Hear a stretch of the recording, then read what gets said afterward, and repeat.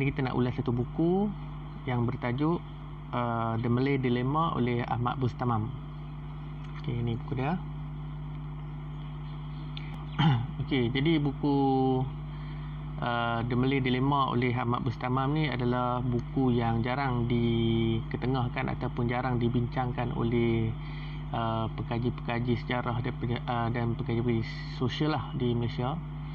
Yang selalu disebut berkenaan Malay Dilemma ni, pertama sekali buku Tun Dr. Mahathir, kemudiannya buku oleh Datuk Senu, Revolusi Mental, kemudiannya Syed Nakib Alatas lah, Syed Hussein Alatas, Siapa Salah dan Mitos Peribumi Malas. Okey, jadi buku The Malay Dilemma oleh Ahmad Bustamam ni adalah satu buku yang turut membincangkan apa yang dibahaskan oleh Dr. Mahathir yang ketika itu menjadi Menteri Pelajaran, kalau tak salah saya. Yang telah membincangkan pelbagai penyebab dan punca lah kenapa berlakunya masalah di dalam masyarakat Melayu pada ketika itulah. Jadi pandangan-pandangan yang dilontarkan oleh kelima-lima buku ini adalah berdasarkan kepada apa yang berlaku kepada orang Melayu dari zaman sebelum kemerdekaan sampailah ke tahun 70-an lah. Okey. Ahmad Bustamam ni dikenali sebagai orang kiri yang menjadi ketua ataupun pengerusi kepada Angkatan Pemuda Insaf ataupun API. Tapi Ahmad Bustamam ni tidak sempat untuk berjuang ataupun keluar menentang British kerana telah ditahan lah sekitar tahun 47 dan menyebabkan API sendiri terbubar dengan sendirinya lah. Okey, jadi selain daripada tu, Ahmad Bustamam ada menulis beberapa buku. Yang ni buku yang pertama saya baca lah daripada penulisan dia. Buku dia yang kedua yang saya baca ialah Menuju ke Puncak lah. Menuju ke Puncak tu satu cerita berkenaan dengan lebih kurang macam biografi hidup dia yang menceritakan tentang daripada zaman dia muda sampailah dia kena tangkap lah. Buku tu nanti saya akan kupas lah Okey, jadi kat rumah ni buku banyak, jadi dalam banyak-banyak ni saya terpilih yang ni, jadi saya nak kupas lah berkenaan buku ni Okey,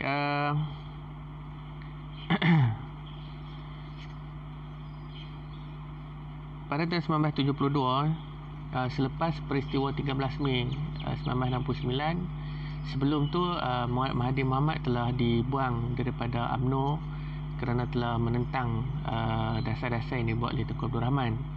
Kemudiannya pada tahun 1972 dia diterima semula ketika pentadbiran Tun Razak lah.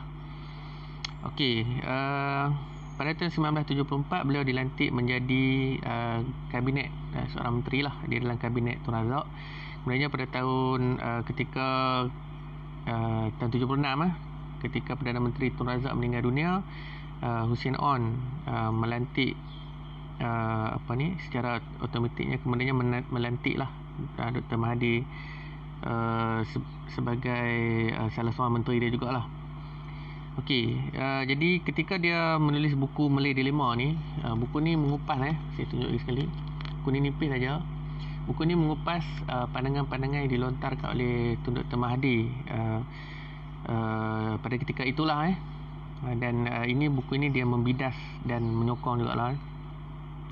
Okey, buku ni sebenarnya dia mengupas buku Dilema Melayu yang ditulis oleh Dr. Mahathir.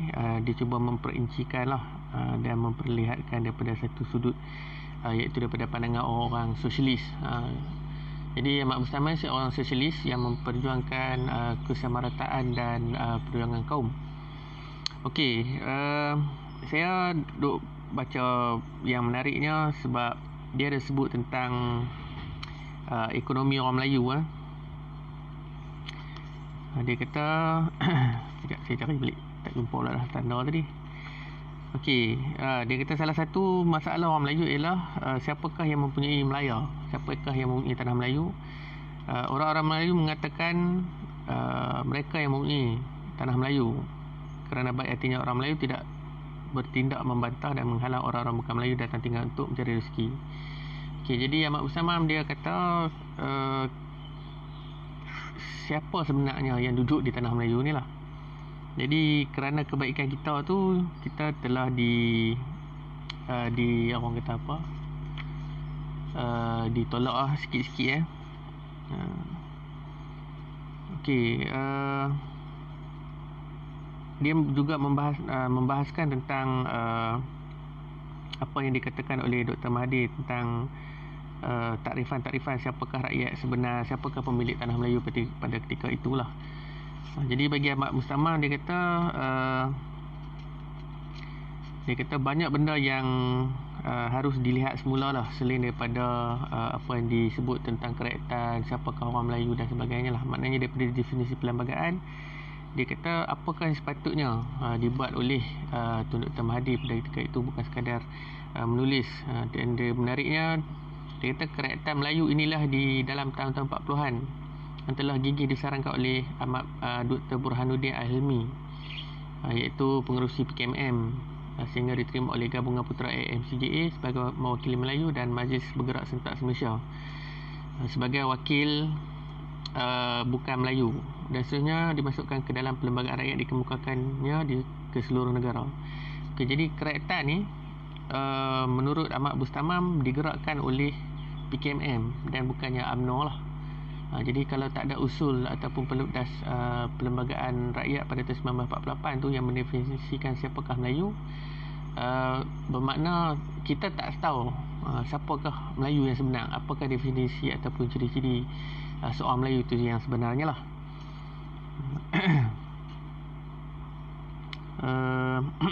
Sekejap, saya nak cari ekonomi ni 19.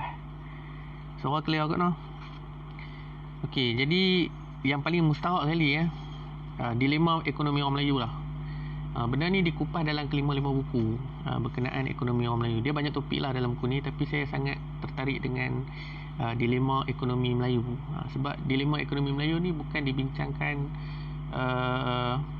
hari ni, tapi dia sudah dibincangkan semenjak tahun 52 dan sebelum-sebelum tu lagi pun ada dibincangkan lah. Cuma yang dasar ekonomi tahun 52 tu kurang diberi perhatian oleh sejarawan, dan banyak bertumpu kepada dasar ekonomi baru lah. Dasar ekonomi baru ni ditubuhkan pada tahun 1970 ketika Tun Razak menjadi Perdana Menteri lah. Dan seperti mana saya sebut, pada tahun 1972 Mahathir telah menjadi salah seorang kabinet menteri yang turut sama-sama terlibat dalam DEB ni jugalah. Okey.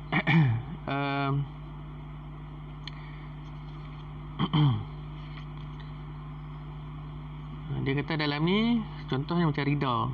Okey.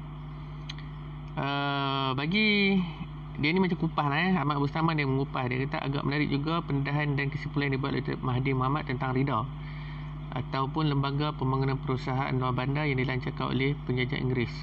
Kerana lembaga ini diserahkan bulat-bulat kepada seorang tokoh politik Melayu menjalankannya, maka ia telah dijalankan atas garis-garis jabatan kebajikan.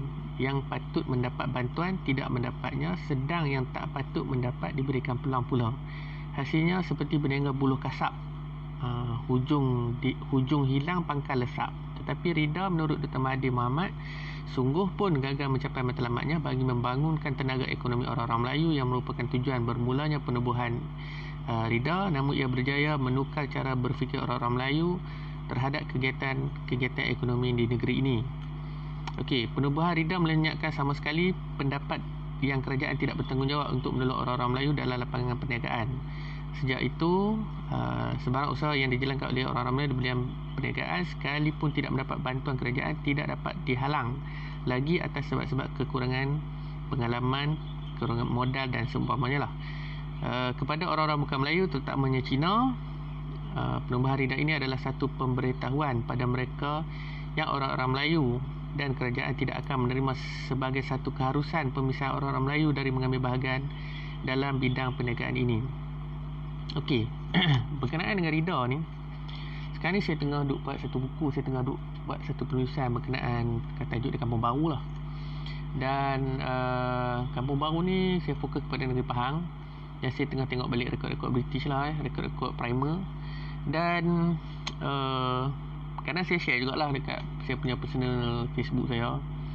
Di personal Facebook ataupun akaun peribadi tu saya lebih kepada saya suka nak gila-gila, saya nak luah perasaan lah. Dekat page ni kita tak boleh buat lagi tu kan.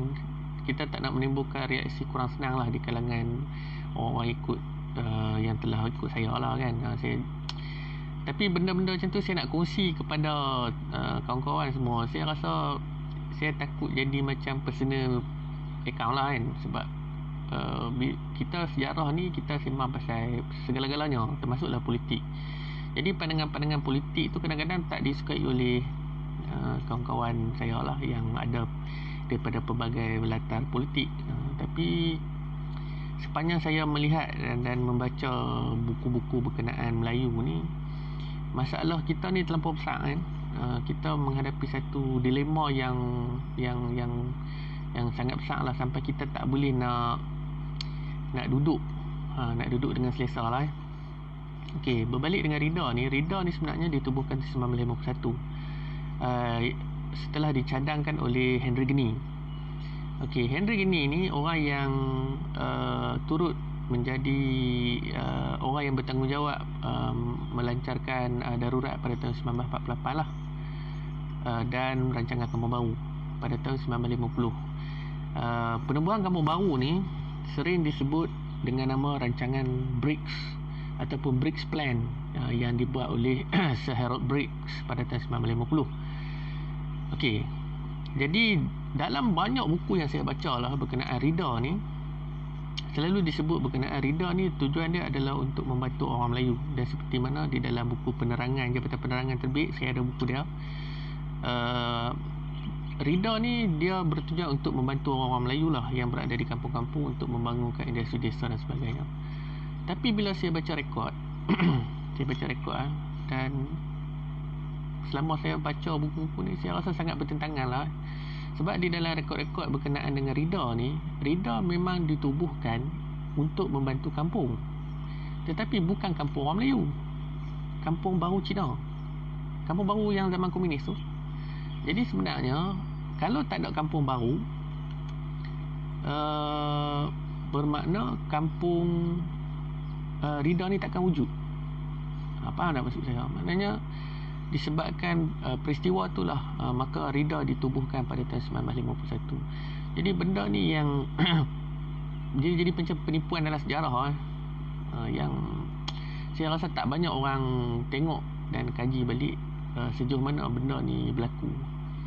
Sebab masalah sejarah ni dia jadi kita one sided, kita satu pihak, kita tak boleh nak ada combination ataupun nak ada gabungan di antara dua kajian. Tu masalah yang berlaku lah.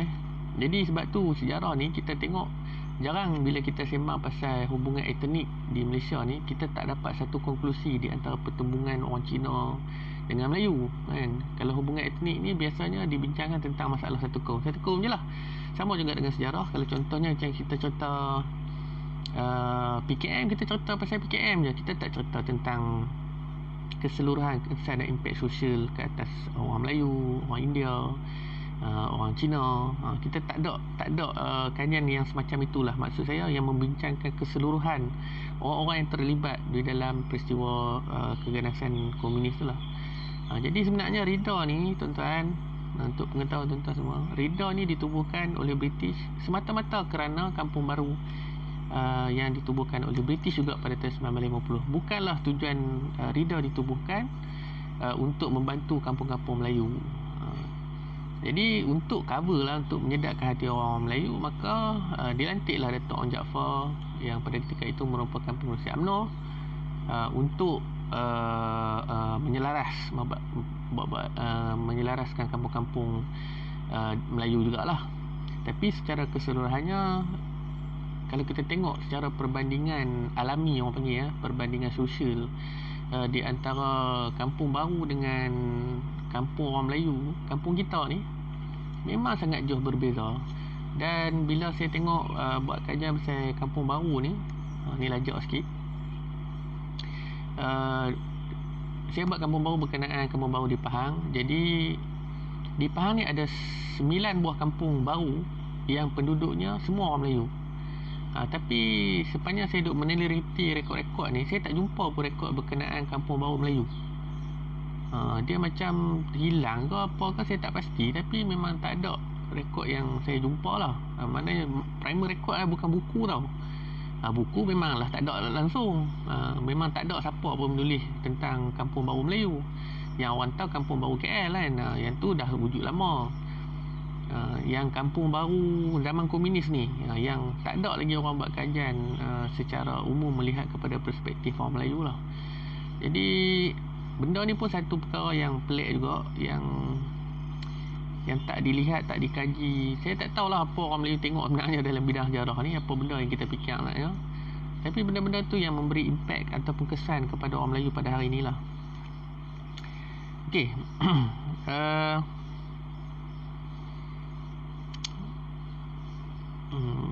Okey, Ahmad Usama juga kata yang paling beruntung ialah penjajah Inggeris sendiri. Kepercayaan orang-orang Melayu kepada penjajah Inggeris sebagai pelindung dan pembela bangsa Melayu memuncak kembali. Kedua, penjajah Inggeris dapat berlepas tangan dari bertanggungjawab dalam kegagalan Rida. Ketiga, penjajah Barat dapat berterang-terang memberi kontrak kepada firma-firma Inggeris. Keempat, penjajah Inggeris berjaya mendapatkan Melayu dan Cina bekerjasama dan dengan yang demikian melancarkan kerja-kerja menolong menghadapi darurat. Menurut Dr. Mahathir, ni dia petik menurut Dr. Mahathir, tercapainya kemerdekaan bagi negeri ini merusuhkan hati orang-orang Cina kerana ada di antara mereka membayangkan kemungkinan lahirnya sebuah negara sosialis Melayu, dan dalam negara yang demikian ini kekayaan yang telah mereka kumpul akan dirampas. Bukankah sosialisme yang diperjuangkan di Melaya tak pernah digelarkan sosialisme Melayu, melainkan sosialisme saja, dan pertubuhan-pertubuhan yang memperjuangkannya dia anggota Iholisme ke Melayu, Cina dan India. Jadi dia dalam bab ekonomi ni dia ada pro dan kontra lah tapi Ahmad Bustamam ni dia ada bersetuju, dan dia banyak bersetuju lah. Maknanya buku ni dia banyak bersetuju dengan pandangan-pandangan yang dilontarkan di dalam Dilema Melayu lah, berbanding dengan mitos pribumi malas dan revolusi mental yang membidas apa yang dikatakan oleh Mahathir pada ketika itulah. Okey,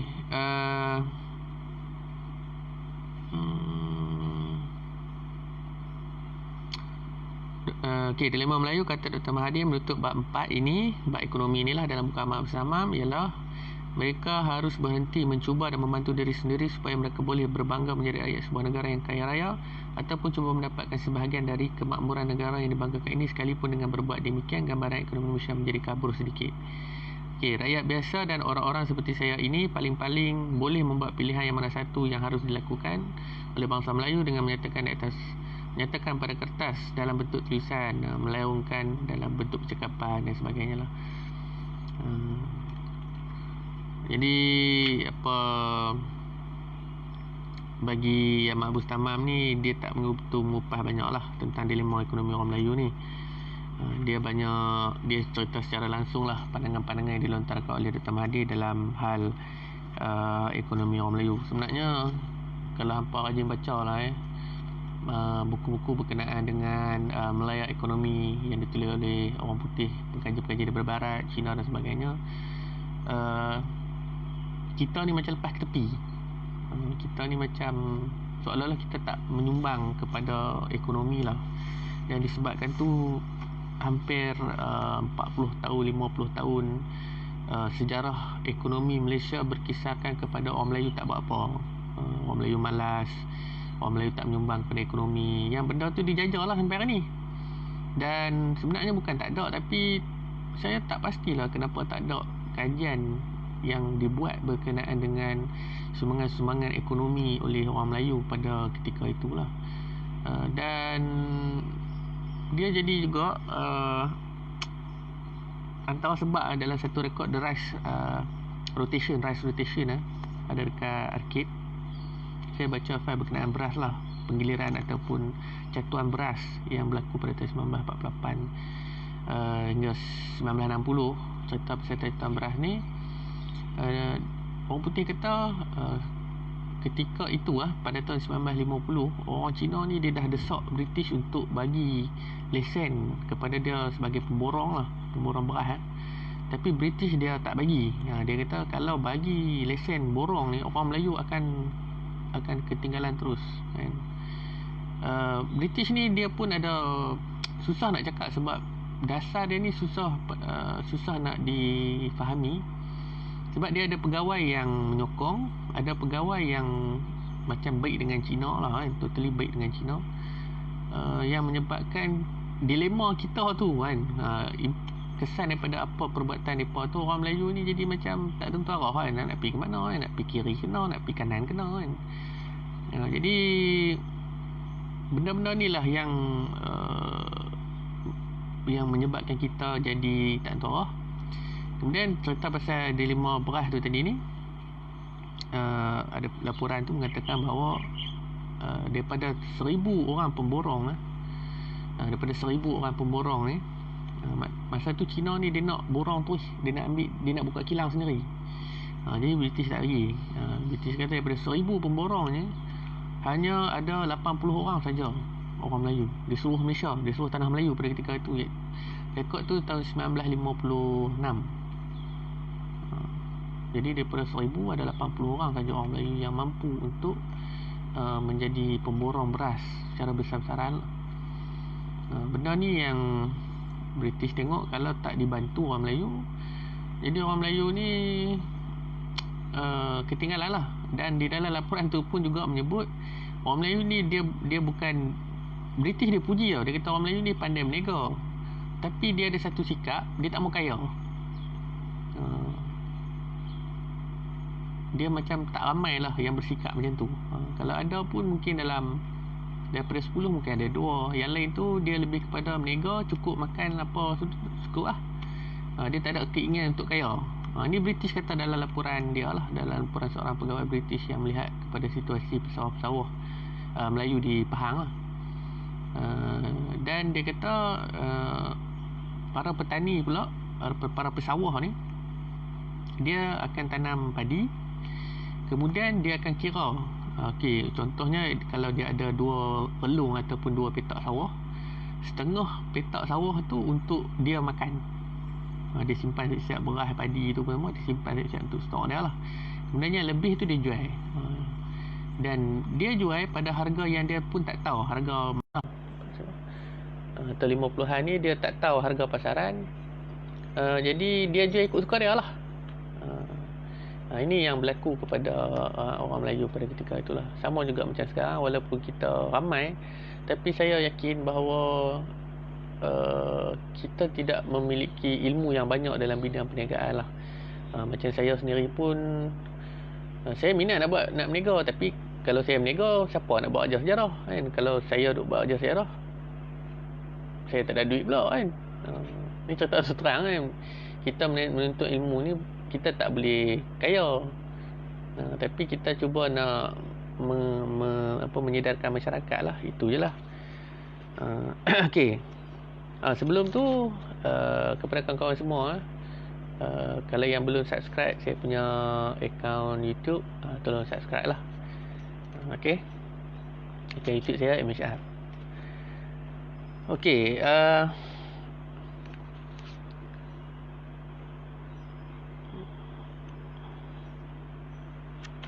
dia tak banyak bab sangat lah. Yang lain tu lebih pada perkara-perkara biasa lah. Yang saya berminat sekali ialah tentang masalah ekonomi lah. Dalam buku Dilema Melayu tu dia bincang banyak berkenaan dengan sifat dan perilaku orang Melayu lah terhadap semua perkara lah. Dan di dalam revolusi mental pula dia banyak membandingkan di antara Melayu dengan Cina lah. Tapi kritikan-kritikan yang ada di dalam revolusi mental tu tidak begitu diterima oleh masyarakat lah, berbanding dengan Dilema Melayu yang masih lagi relevan sampai hari ini, termasuklah mitos Pribumi Malas. Begitu juga dengan buku Siapa Salah, yang kedua-duanya ditulis oleh Syed Hussein Alatas lah. Okey,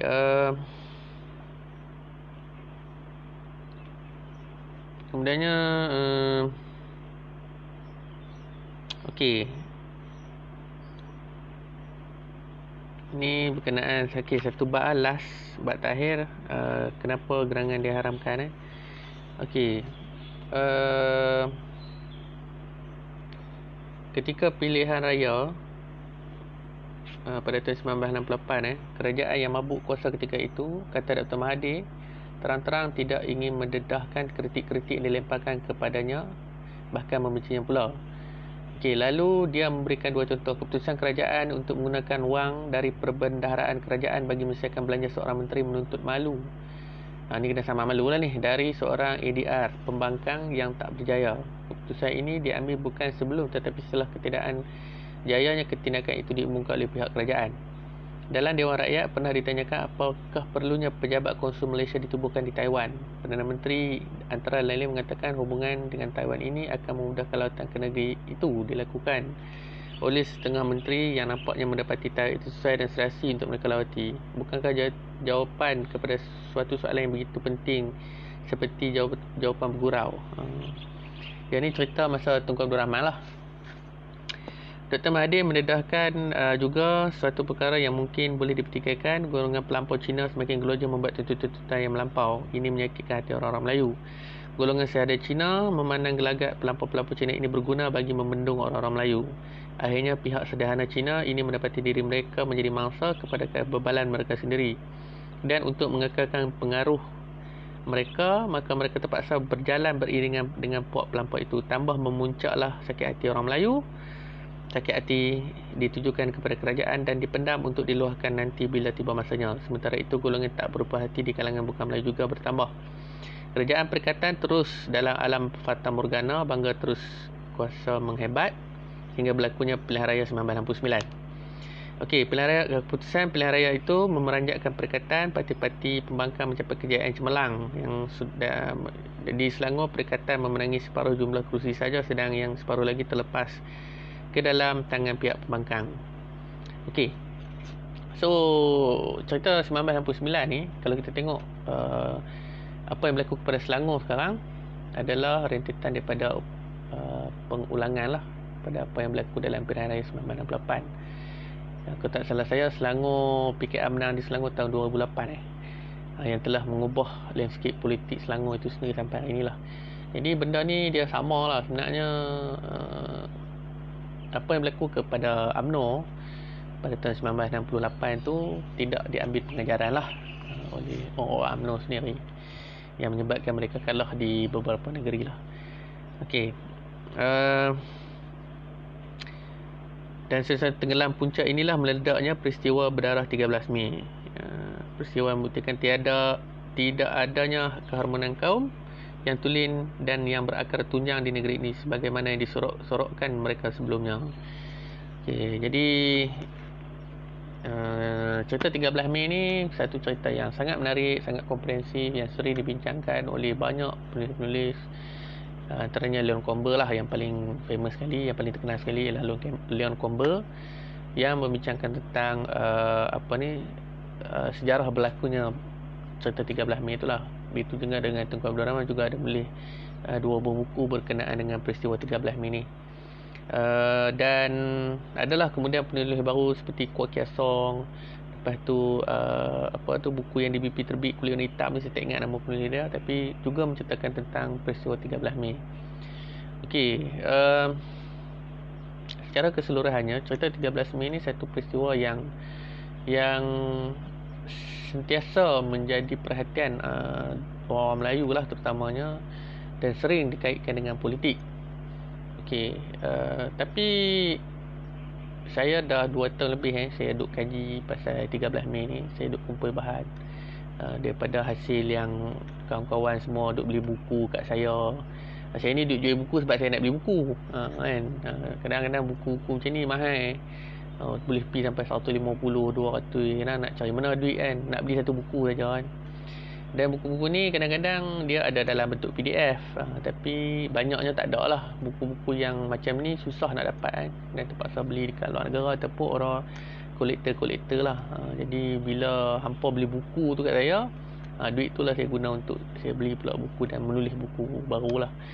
Okey, berkenaan dengan 13 Mei ni, satu peristiwa yang sangat panjang lah yang tapi orang banyak propagandakan dia dengan kisah DAP lah.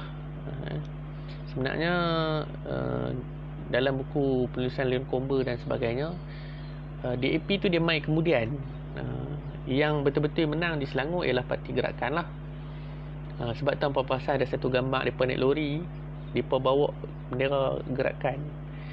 Benda ni pun rasanya saya ada sebut lah dalam siri-siri video yang saya bubuh dalam YouTube tu. Ada saya kupas jugalah secara tak langsung tentang peristiwa 13 Mei ni lah. Okey, tapi ni saya cerita sikit lah sebab saya tengah duk tulis buku, insyaAllah. Saya sedang siapkan 13 Mei lah tajuk buku dia 13 Mei 1969. Sambungan daripada buku saya yang pertama, iaitu Tanah Baru Naga Selatan lah. Yang ni tajuk dia Tanah Baru Naga Barat. Okey, 13 Mei 1969. So saya memberi fokus kepada peristiwa-peristiwa yang berlaku sepanjang 1948 hingga 1969. Ni sejarah lebih kurang 19 tahun 20 tahun lebih kurang lebih kurang 21 tahun lah, yang memaparkan apakah sebenarnya yang berlaku. Bukan sekadar dilema Melayu,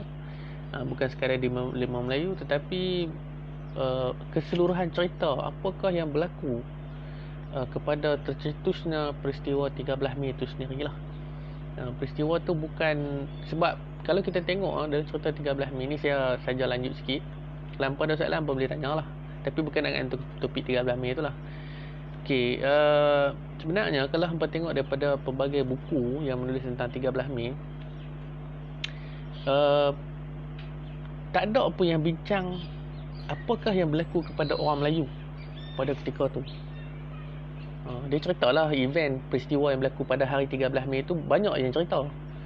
Cerita macam Datuk Harun pergi ceramah, tiba-tiba ada budak menjerit, ni budak kita dah kena pukul, lepas tu orang semua musuh tu ada.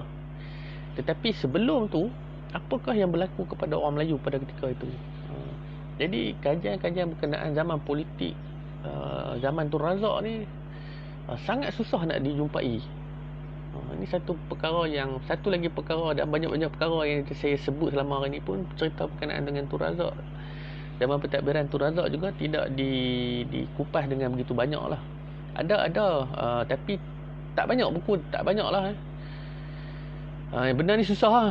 Bila dah tak ada satu kajian, jadi kita nak baca apa kan. Jadi pembacaan kita berdasarkan kepada, hanya bergantung kepada peristiwa yang berlaku pada hari 13 Mei ataupun 11 Mei 1969.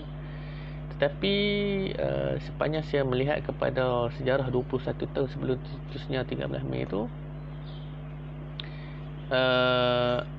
ada sekurang-kurangnya 8 peristiwa penting kepada tercetusnya, kepada berlakunya cerita 13 Mei itu lah. Benda ni sangat kompleks, sangat panjang, tetapi secara macam mana teknikal kalau kita tengok dalam buku Tunku Abdul Rahman, peristiwa 13 Mei sebelum dan selepas, Tunku Abdul Rahman banyak menyalahkan komunis, dan alasan komunis ni telah digunakan sebegitu luas oleh semua penulis-penulis yang menulis tentang 13 Mei sampailah hari ini. Dan orang Melayu pun percaya bahawa PKM tu adalah punca kepada berlakunya 13 Mei lah. Maknanya PKM ni duduk cucuk-cucuk lah Okey, tapi mungkin kita tak sedar kepada keputusan-keputusan politik yang dibuat oleh Tengku Abdul Rahman pada ketika itu yang memihak kepada orang Cina. Sebagai contohnya, dia tulis dalam buku Mahasiswa Menggugat. Sekarang ni Profesor Emeritus Abu Bakar, Emeritus dia ada menulis tentang, terselit di dalam tu pada tahun 68, Tunku Abdul Rahman telah bersetuju dengan penubuhan sebuah kolej Cina yang kemudiannya dibangkang oleh persatuan pelajar Universiti Melaya. Yang benda-benda macam inilah yang menyebabkan macam orang Melayu ni dia tunggu masa nak meletup. Macam kita tengok situasi politik sekarang. Okey, sekarang ni orang Melayu tengah duk marah dengan banyak peristiwa. Sebagai contohnya, kita ada cerita Syed Adik, kita duk tengok cerita pasal, sekarang kalau kita tengok dalam Facebook sekarang lah kita marah dengan tindakan DAP nak hapuskan hak penyewa awam. Lepas tu kita ada kerajaan yang bersikap acuh tak acuh, tak boleh tu terang tungguku, yang bersikap acuh tak acuh terhadap rakyat. Lepas tu kita tengok ada korupsi yang berlaku di kalangan ahli politik kita. Benda-benda macam ni yang sebenarnya menyebabkan kita nak meletup lah. Cuma masa dan ketika tu kita tak tahu.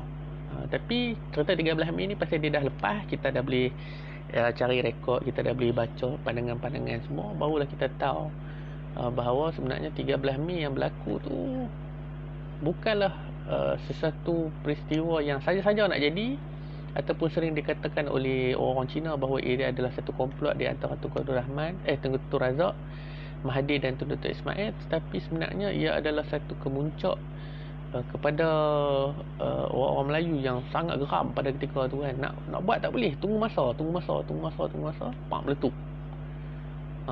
Dia meletup tu memang pergi terus lah. Dan benar lah yang saya tengah tulis. Dan impact dia selepas berlaku 13 Mei ni, kalau kita tengok salah satu dia ialah barulah orang Melayu ada kesedaran untuk berniaga.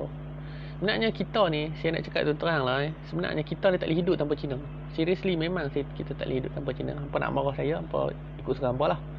Tetapi secara sejarahnya, begitulah keadaannya. Sebagai contoh, macam saya cerita Kampung Baru tadi, kalau tak ada Kampung Baru, Rida tak wujud. Kalau tak ada Cina menentang, memohon ataupun meminta bahasa Mandarin diangkat di dalam perlembagaan,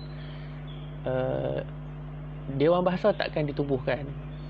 Kalau tak ditubuhkan, kalau Cina-Cina ni tak tubuhkan Universiti Nanyang yang hari ini terletak di Singapura, UKM takkan wujud. Ini benda-benda macam inilah yang kita kena tengok lah. Ini satu peristiwa yang sangat panjang, dan saya tak berpihak kepada mana-mana. Cuma bila saya tengok balik pada keadaan sosial masyarakat pada ketika tu, untuk berlaku adil, sebab sejarah ni kita tak berpihak kepada mana-mana, maka kita kena tengok tindakan-tindakan yang dibuat Tunku Abdul Rahman lah, yang akhirnya menyebabkan buku Dilema Melayu tu ditulis lah, dan kemudiannya mendapat tentangan pula oleh orang UMNO. Okey, jadi buku ni diterbitkan oleh Pustaka Antara pada tahun 1981. Ada lebih kurang 7-8 bab, 64 muka surat lah. Okey, ini buku dia. Buku ni jaranglah dibincangkan ataupun jarang disebut lah oleh pengkaji-pengkaji sosial, terutama sekali bila kita sebut pasal orang Melayu malas. Buku ni orang jarang sebut lah. Okey, jadi sekadar itu saja untuk kali ni. InsyaAllah saya ni nak live ni, saya tak boleh nak ada set masa. Kadang-kadang kita tak tentu masa kan. Ada masa free baru kita live. Jadi terima kasih kepada yang nonton. InsyaAllah nantikan buku saya 13 Mei 1969 yang akan berada di pasaran InsyaAllah pada bulan November nantilah insyaAllah. Cover semua dah siap, tinggal nak isi masuk, nak layout ya. Okey, sekian daripada saya. Assalamualaikum warahmatullahi wabarakatuh.